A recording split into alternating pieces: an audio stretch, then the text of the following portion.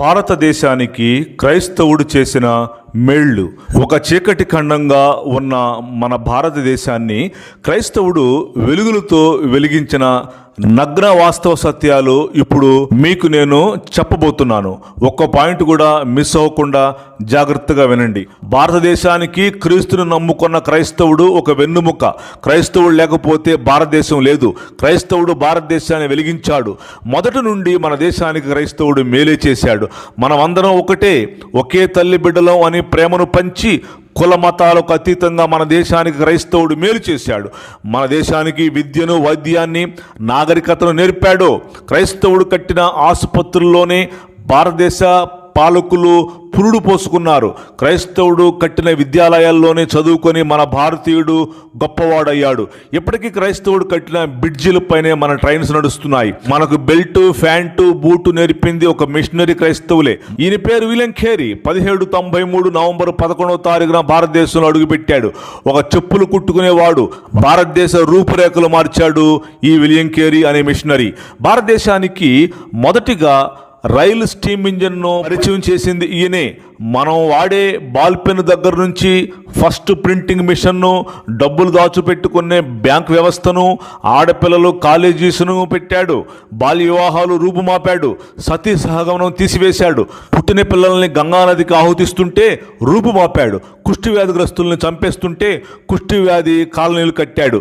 మన దేశ అధికారులు మిషనరీల పాఠశాలల్లో, కాలేజీల్లో చదువుకొని అంత పెద్దవాళ్ళు అయ్యారు. మన తెలుగు రాష్ట్ర మంత్రులు చెబుతూ ఉంటారు, ఎన్టీ రామారావు ఏసీ కాలేజీలు చదువుకున్నాడని. ఆ కాలేజీ కట్టిన వాడెవడో వీళ్ళకి అక్కర్లేదు. ఎంత స్వార్థం. ఈమె పేరు doctor Ida Scudder. Rayavelluru CMC hospital వ్యవస్థాపకురాలు. వీళ్ళ నాన్న ఇక్కడ డాక్టర్గా పనిచేస్తుంటే చూడ్డానికి మన దేశం వచ్చింది. ఒకరోజు 2 కాన్పులు డెలివరీకి వచ్చాయి. వీళ్ళు ఇద్దరూ బాగా నిప్పులు పడుతుంటే వాళ్ళ భర్తలు ఏమన్నారంటే, ఒక పురుషుడు మా భార్యలకు కానుపు చేయక్కర్లేదు, మా భార్యలు చచ్చినా పర్వాలేదు అని అంటే ఆ ఆడపడుచులు ఇద్దరు కనలేక అక్కడే చనిపోయారు. ఇదంతా కళ్ళతో చూసిన ఇడా స్కడ్డర్ వాళ్ళ నాన్నతో ఒక మాట చెప్పి, నేను మన దేశం వెళ్ళి డాక్టర్ చదివి తిరిగి ఇండియా వచ్చి ఈ అభాగ్యులకు వైద్యం చేస్తానని చెప్పి డాక్టర్ చదివి వచ్చి రాయవెల్లూరు సిఎంసి హాస్పిటల్ పెట్టి వైద్య సేవలు చేసింది. వింటున్నారా? క్రైస్తవ మిషనరీలే మన దేశంలో తొలి కాలేజీలు, తొలి హాస్పిటల్స్ పెట్టి మనకు మేలు చేసింది. ఇప్పుడు ఈ సిఎంసి వెల్లూరులో పెద్ద పెద్ద ప్రధానులు కూడా వైద్యం చేయించుకుంటున్నారు. ఈయన పేరు ఫాదర్ విన్సెంట్ ఫెర్రర్. అనంతపురం జిల్లాలో ఈయన ఒక దేవుడు. ఆర్డిటి అనే సంస్థ పెట్టి పేదల కళ్ళల్లో కన్నీళ్లు తుడిచాడు. ఈయనది స్పెయిన్. ఈయన చేసిన సేవకు భారతరత్న అవార్డు వచ్చింది. ఫాదర్ విన్సెంట్ ఫెర్రర్ క్రీడలు, విద్య, వైద్యం, ఎన్నో వేల ఇళ్ళు పేదలకు కట్టించి అనంతపురం వాసుల కళ్ళల్లో కన్నీళ్లు తుడిచాడు. 1952లో ఇండియా వచ్చిన ఫెర్రర్ పేదవారికి సహాయపడ్డాడు. అప్పుడే మనకు స్వాతంత్ర్యం వచ్చిన రోజులు కనుక మన ప్రాంతం దుర్భరంగా ఉండేది. ఈయన చేసిన సేవకు ఇందిరాగాంధీ గారు కూడా ప్రోత్సాహంగా ఉండేవారు. చూసారా? అసలు వీళ్ళ దేశం వేరు, వీళ్ళ వాతావరణం వేరు, తిండి వేరు. అసలు మన దేశం వేరు, మన దేశ వాతావరణం వేరు. ఫుడ్ అసలు వీళ్ళకి పడదు. ప్రాణాలకు తెగించి ఇక్కడికి వచ్చి మనకు మేలు చేయటానికి వాళ్ళు మన బావలా, బావమరుదులా, కులపు వాళ్ళ, మతం వాళ్ళ? మనం ఎవరని వాళ్ళు ఇక్కడికి వచ్చారు? కేవలం క్రీస్తు ప్రేమను బట్టే వచ్చి సేవలు చేశారు. ఈమె మనకు తెలుసు, మదర్ తెరిసా. 1910లో మాసిదోనియాలో పుట్టిన వనిత. ఈమె మన దేశంపై ప్రేమతో వచ్చి అనాథల్ని, దిక్కులేని వాళ్లను ఆదరించి విధవరాండ్రను చేరతీసి ఈమె చేసిన సేవకు భారతదేశం భారతరత్న ఇచ్చింది. ఒక విదేశీ వనితకు భారతరత్న ఇవ్వటం ఏంటండి? అంటే అంత గొప్ప సేవ చేసిందనే కదా. టాప్ మెడల్ నోబెల్ కొట్టింది. చిరంజీవి అనే సినిమా యాక్టర్లు లాంటి వాళ్ళు ఈమెను ఆదర్శంగా తీసుకునే కదా బ్లడ్ బ్యాంక్స్ నడిపిస్తున్నామని చాలాసార్లు చెప్పారు. ఈయన పేరు ఫాదర్ హయ్యర్.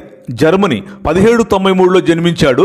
ఇండియా చీకటి ఖండం అని చెప్పి ఆ రోజుల్లో మా గుంటూరు వచ్చి 2 తాడి చెట్లకు ఒక ఊయల కట్టుకొని అక్కడ నిద్రపోయి గొప్ప సేవ చేశాడు. ఇండియాకి ఫస్ట్ ఫ్యానును తెచ్చింది ఈయనే. లూథరన్ సంఘాలు పెట్టి ఏసీ కాలేజీ కట్టి, కుగ్లర్ హాస్పిటల్, బేర్ హాస్పిటల్ కట్టి, రాజమండ్రిలో శానిటోరియం కట్టి, ఇప్పుడు అవే 100 హాస్పిటల్స్గా, 100 విద్యాలయాలుగా అవి మారాయి. KNH హాస్టల్స్ పెట్టి గుడ్డి వాళ్లకు చదువు, అనాథలకు ఆశ్రయం కల్పించాడు. ఈ లూథరన్ హాస్పిటల్స్లోనే, కాలేజీల్లోనే మన దేశాధినేతలు పురుడు పోసుకున్నారు, విద్యాభ్యాసం చేశారు. ఆనాడు వాళ్ళు చేసిన సేవా ఫలితమే భారతదేశం ఇంత డెవలప్ అయింది. వాళ్ళు సేవ చేసిన కొన్ని పట్టణాల పేర్లు ఇప్పటికీ మన మధ్యలో పేర్లు మార్చబడి విరాజిల్లుతున్నాయి.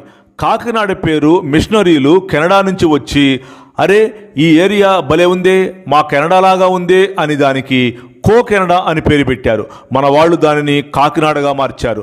లండన్ నుంచి ఒంగోలు ఏరియా వచ్చి మిషనరీలు ఒక గోల్ పెట్టుకుని వచ్చి సేవ చేసి గోల్ రీచ్ అయ్యి దానికి 1 గోల్ అని పేరు పెడితే మన వాళ్ళు దానిని ఒంగోలుగా మార్చారు. తినటానికి మెతుకులేక మెదక్కులో జనం అల్లాడుతుంటే మిషనరీలు వీళ్లకు పని కల్పించి మెతుకులేనప్పుడు మెతుకు పెట్టామని చెప్పి దానికి మెదక్కని పేరు పెట్టారు. ఒకటేంటి సార్, నా దగ్గర చాలా లిస్టు ఉంది. ఒకటేంటి, మన దేశంలో CSA సంస్థ, RCM సంస్థ, బ్యాప్టిస్ట్ సంస్థ, ఇంకా చాలామంది మిషనరీలు 500 ఏళ్ల క్రితం వచ్చి మన దేశానికి చాలా మేలు చేశారు. దానిని మన వాళ్ళు వాళ్ళ మతం మార్చడానికి వచ్చారని చెప్పి మేళ్ళు అన్నీ పొందాక అభాండం వేస్తున్నారు. మతం మేం మార్చటం కాదు, యేసు ప్రభువే తన వైపునకు ఆకర్షించుకుంటున్నారు. మన భారతీయులు మరిచిపోయిన విషయం ఏంటో తెలుసా? మన భారత స్వాతంత్ర్య పోరాటంలో క్రైస్తవుడి కష్టం, క్రైస్తవుడి పాత్ర ఎంత ఉందో తెలుసా? మన పాత 500 రూపాయల నోటుపై గాంధీ గారి వెనుక నడుస్తున్న 7వ వ్యక్తి పేరు టైటస్. గాంధీ గారి వీరిని టైటస్ జీ అని పిలిచేవారు. వీరు భారత స్వాతంత్ర్య పోరాటంలో దేశం కోసం పోరాడి జైలుకి వెళ్ళారు. ఇంకా జార్జి జోసెఫ్, ఈయన ది ఇండిపెండెంట్ యంగ్ ఇండియా పత్రిక సంపాదకుడు. ఇంకా మధుసూదన్ దాస్, వీరు ఉత్కళ్ గౌరవ్ అని పిలువబడ్డ ఒరిస్సా క్రైస్తవ నాయకుడు. ఇంకా కాళీ చరణ్ బెనర్జీ, బెంగాలీ క్రైస్తవ నాయకుడు ఈయన. మరొకరు పాల్ రామస్వామి, వీరు బిషప్ హెర్నర్ కాలేజీలో పికెటింగ్ చేసినటువంటి ఘనుడు. ఇంకా జోసెఫ్ చల్లా దొరై కుమారప్ప, వీరు గాంధీ గారి యంగ్ ఇండియా పత్రిక సంపాదకులు. ఇంకా బ్రహ్మ బాంధవ్ ఉపాధ్యాయ, వీరు హైందవ క్యాథలిక్ గురువు, సంధ్యా పత్రిక స్థాపకుడు. ఇంకా ఉమెన్స్లో కూడా స్వాతంత్ర్య పోరాటం చేసిన క్రైస్తవులు ఉన్నారు. పండిత రమాబాయి, ట్రయాండక్, నికంబెలు ఉన్నారు. ఇంకా అనిబిసెంట్ అనే మహిళ బాలగంగాధర తిలక్తో కలిసి పోరాడిన క్రైస్తవ ఫ్రీడమ్ ఫైటర్. ఇంకా ఈయన జోసెఫ్ బ్యాప్టిస్టా, ఈయన్ని మన భారత్లో father of home rule in ఇండియాగా అభివర్ణించారు. మరొకరు అకమా చెరియన్, ఈమె ఉమెన్ ఫ్రీడమ్ క్రైస్తవ ఫైటర్గా ఉన్నారు. ఇంకా జోయకిమ్ అండ్ వైలెట్ అల్వా, వీరిద్దరూ భార్యాభర్తలు. జోయకిమ్ అంటే యెహోవాకీము అని అర్థం. వీరు క్రైస్తవ స్వాతంత్ర్య సమరయోధులు. మరొకరు దీనబంధు CF ఆండ్రూస్, ఈయన కూడా క్రైస్తవ freedom fighter. Next Amrit Kaur, Sushil Kumar Rudra, Narayan Vaman Tilak. ఇంకా చెప్పాలంటే ఎందరో క్రైస్తవ స్వాతంత్ర్య సమరయోధులు స్వాతంత్ర్యం కొరకు జైలుకి వెళ్ళి కష్టపడి, ఆస్ట్రేలియా నుండి గ్రాహం స్టెయిన్స్ ఫ్యామిలీతో వచ్చి ఒరిస్సాలో గేదెల ఫార్మ్స్ పెట్టి కుష్టి వ్యాధిగ్రస్తుల చేతులు పట్టుకొని కుష్టు కడిగి డ్రెస్సింగ్ చేసి గొప్ప మేలుకరంగా ప్రేమను పంచి సేవ చేస్తుంటే చంపుతారు. అందుకే ఒరిస్సా సూపర్ సైక్లోన్ వచ్చి కొట్టుకుపోయింది. అదే మనమైతే America, Australia, Canada, London, Scotland లాంటి దేశాలు వెళ్ళి అక్కడ చదువుకొని అక్కడ గ్రీన్ కార్డు పొందుకొని ఆ దేశ సిటిజన్షిప్ కూడా పొందుకొని కోట్లు సంపాదించుకొని మేడలు మిదులు కట్టుకోవచ్చా? అక్కడి వారు మన దేశం వచ్చి ఉచితంగా సేవ చేసి ప్రేమను పంచితే చంపుతా. ఇదేనా మన దేశం నేర్పిన సంస్కృతి? పరమత సహనం, భిన్నంలో ఏకత్వం. ఎటు పోతుందిరా అసలు మన భారతదేశం? నా దేశం చాలా గొప్పది. ఒకడేమో ఇండియా సిమ్ అమెరికాలో, అమెరికా సిమ్ ఇండియాలో పనిచేయదంటాడు. ఎందుకు పనిచేయదు? బాగానే అమెరికా వెళ్ళి ఇక్కడ సిమ్ అక్కడ బాగానే వాడుకుంటున్నారుగా. మీటింగులు పెట్టి డాలర్స్ దండుకొని అక్కడ బాగానే ఇంగ్లీషు మాట్లాడుతున్నారుగా. అమెరికాలో, యూకేలో మన దేశ గుళ్ళు కడుతున్నారుగా. అంటే నీకో న్యాయం, వాడుకో న్యాయమా? అసలు ఏది ధర్మం?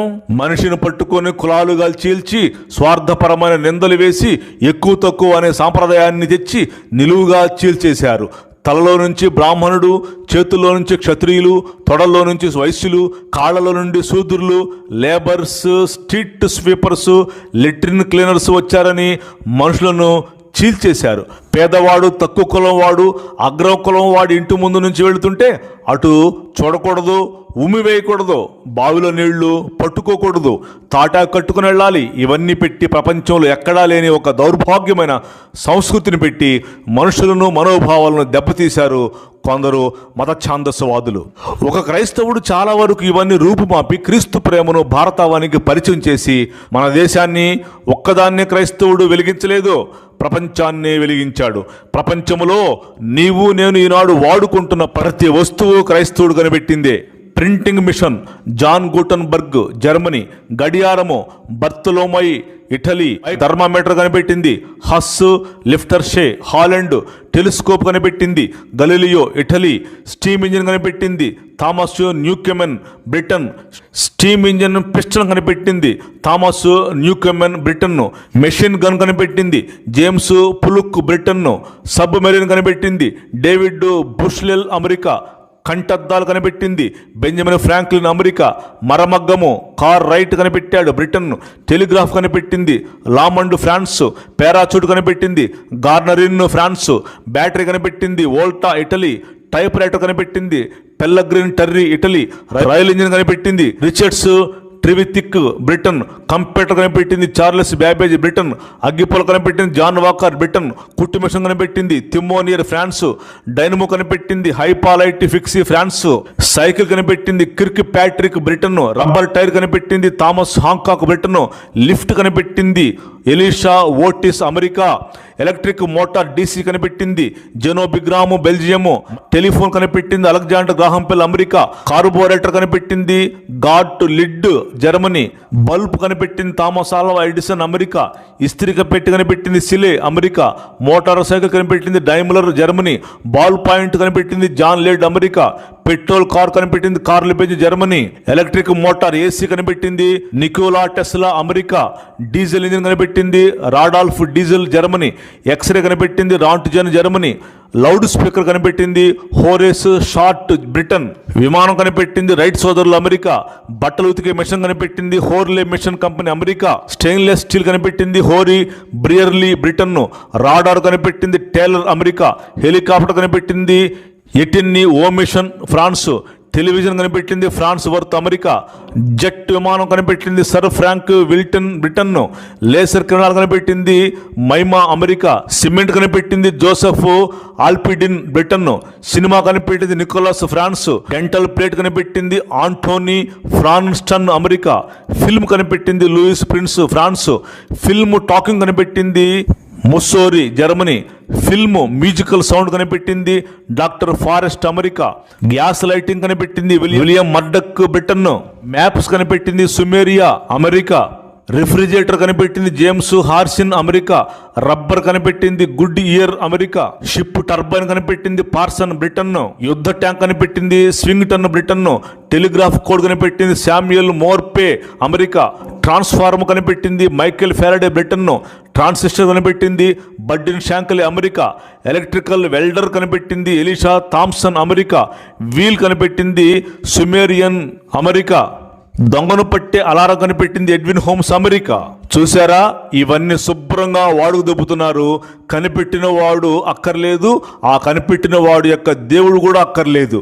కనుక డియర్ ఫ్రెండ్స్, ఎప్పటికైనా మన అన్నదమ్ముడైన మన తోటి భారతీయుడు ఈ విషయాన్ని మైండ్ పెట్టి గ్రహించుకొని పరమత సహనం కలిగి, ప్రేమ కలిగి, ఒకరినొకరు ప్రేమించుకుంటూ నచ్చిన మతాన్ని స్వీకరించే హక్కు కలిగి ఉండి అనురాగంతో బ్రతుకుదాం. మన భారతదేశానికి క్రైస్తవుడు ఎంత మేలు చేశాడో తెలుసుకొని బ్రతుకుదాము.